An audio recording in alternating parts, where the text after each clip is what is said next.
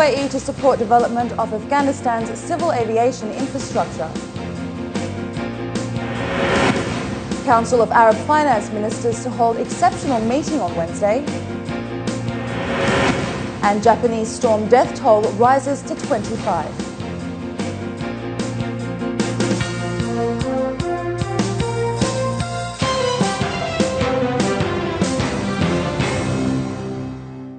This is 7 National News. In our top story this evening, His Excellency Sultan Al Mansouri, UAE Minister of Economy, has revealed that the UAE is open to sharing best practices in supporting the development of Afghanistan's civil aviation infrastructure. He announced this during his meeting with His Excellency Dr. Dawood Ali Najafi, Minister of Transport and Civil Aviation for Afghanistan. They discussed ways to strengthen bilateral ties between the UAE and Afghanistan, with a special focus on transport and civil aviation. The UAE will look at hosting trainees from Afghanistan at its civil aviation training centres. Mr. Al Mansouri said that the UAE has proven experience in developing airport-free zones, which could serve as a model for Afghanistan in boosting its economy. On his part, Dr. Ali Najafi said that the volume of trade between the UAE and Afghanistan is over 2 billion dirhams annually, making the UAE one of the most important economic partners for Afghanistan. Jassim Mohammed Al-Qasimi, Director of Economic Affairs and International Cooperation in the Ministry of Foreign Affairs, held a meeting today to discuss further cooperation with New Zealand and Australia. Al-Qasimi met with Malcolm Miller, New Zealand Ambassador to the UAE, and Dr. Mark Napier, Deputy Australian Ambassador to the UAE. Discussions focused on ways to strengthen partnership and cooperation between the countries in economic, trade, investment, air transport and aviation fields. Al-Qasimi expressed hope to achieve further cooperation between the UAE, Australia and New Zealand. The UAE Human Trafficking Committee announced today its continuing efforts to combat human trafficking in the country. According to His Excellency Dr. Anwar Mohammed Gargash, Minister of State for Federal National Council Affairs, the government's fight against this crime has been successful in recent years. And as the government is keen in arresting and discouraging perpetrators, providing victims additional services to benefit their welfare is also a high priority. His Excellency Dr. Anwar Mohammed Gargash, Minister of State for Foreign Affairs and Federal National Council Affairs and Chairman of the UAE National Committee to Combat Human Trafficking, launched a website that will aid their efforts in fighting human trafficking. According to the senior official, this is another step forward for the UAE in its campaign against this illegal trade, as it empowers the general public and the victims in particular. I think today in releasing the website, we have a live source for people to actually plug into what we are doing. I think we're doing a good job. There's still a lot of work to do because this is a complicated work in progress and ongoing issue. I think what is substantial this year is that we have increased our support for victims through new shelters in Sharjah and in Ras Khimah. That I think is a substantial achievement. And if you look over the 4 years, our work has consisted of a lot of small milestones, but overall I think they paint a very positive picture. The official also added that since the committee was formed in 2006, they made advancements against human trafficking. Now with the laws in place and strict enforcement, traffickers are being warned.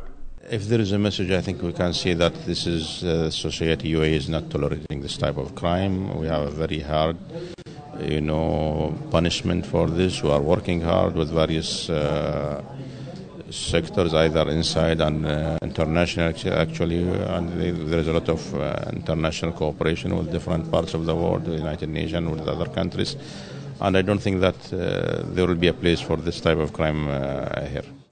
As officials continue to step up efforts, they also called on the public to stay vigilant and make use of the different methods of communication available in order to uphold security and safety across the UAE. Khadija Sali, 7 National News. Hotel guest figures in Abu Dhabi have hit record July levels with a 38% increase in guest numbers and a 35% increase in guest nights. According to Emirates news agency WAM, the significant rise in numbers is mostly due to the influx of GCC and wider Arab region guests to the capital. In July, just under 200,000 guests stayed in the Emirates hotel and hotel apartments. The performance pushed occupancy levels up 9% to 65% and overall revenue up 6% to 271 million dirhams.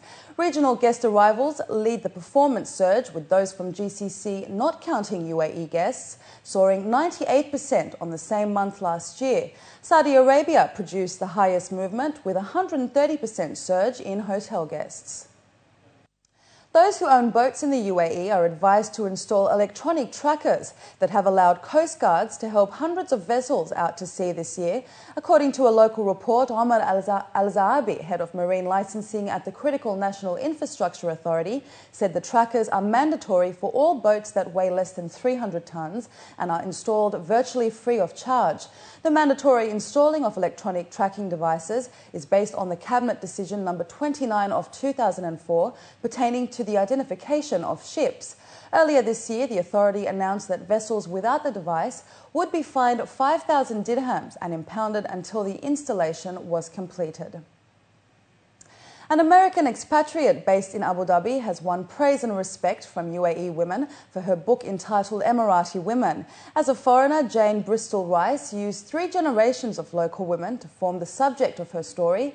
Through interactive and informal conversations with grandmothers, daughters and granddaughters, she delved even further into the role of women within UAE society. Jane talks about the rapid changes within local society and how remarkably women have adapted to these trends. Empowerment of women was at the core of their conversations. Jane believes that knowledge of these issues is vital to those who have an interest in the region. She also comments that the reaction from local women on the subject was positive. The reaction was very encouraging, and then when we talk about history and stuff, they were amazed at how much I had already, absorbed and was asking more questions about. After the book was written, the reaction has been unbelievably positive. All my students are ordering or before it was in the country, they were ordering 10, 15, 20 copies from Amazon and giving it to their aunts and their grandmothers and their mothers and reading it aloud and that sort of thing. Looking abroad now, the death toll from a storm that lashed western Japan rose to 25 today, with another 52 reported missing as the weather eased, revealing the scale of the damage. Many of the victims were swept away in flash floods or buried in mudslides. Typhoon Talis first made landfall on Saturday and swept back out to sea early Sunday morning. According to Japan's weather agency, it weakened into a storm and became a tropical depression afterwards, lingering over the regions of western Japan, as well as hammering villages with half their usual annual rainfall in a 48-hour period.